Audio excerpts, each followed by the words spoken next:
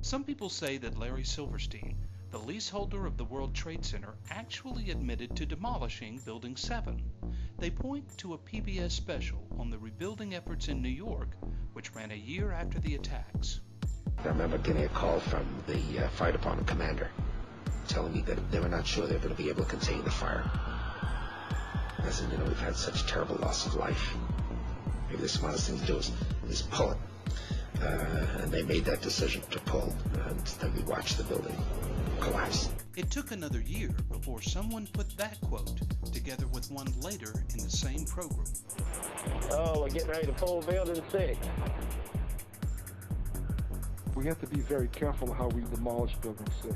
So pull seems to be slang for controlled demolition using explosives in the demolition industry, right? Not so. Brent Blanchard from implosionworld.com has worked his entire life in the industry, and he's never heard of it, nor has any blast team he's ever worked with. But he has heard the term used when cables are used to actually pull over a building, which is what happened with Building 6 in that PBS special. Most conspiracy sites won't show the rest of this clip, but here's an audio file that continues the special's narration. Well, we've got the cables attached in 4 different locations going up, and they'll be pulling the building to the north.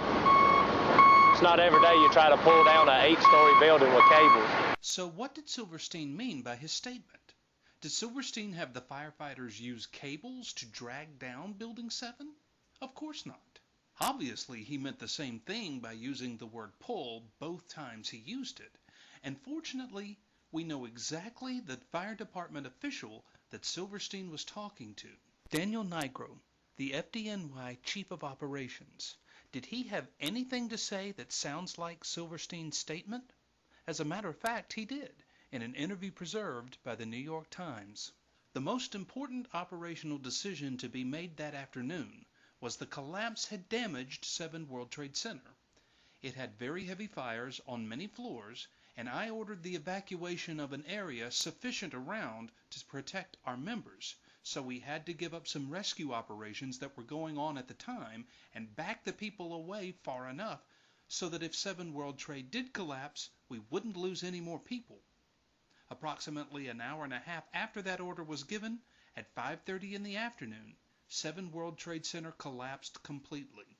Later, Nigro was interviewed for Firehouse magazine, where he said this: "I issued the orders to pull back the firefighters and define the collapse zone. It was a critical decision. We could not lose any more firefighters. It took a lot of time to pull everyone out, given the emotionalism of the day, communications difficulties, and the collapse terrain." So why would Silverstein say it if he was talking about firefighters? Because he was talking about a contingent of firefighters. His spokesperson confirmed this on September 9, 2005. The commander had told Silverstein that there were several firefighters working to contain the fire. He said the most important thing was to protect the safety of those firefighters, and withdrawing them from the area would be understandable in his view. So Nigro and the other chiefs made that decision to pull, and when Building 7 finally came down, a victim of structural damage and fully involved fires, not one first responder lost their lives. After losing 346 first responders in the earlier collapses, Nigro wasn't ready to lose a single person more.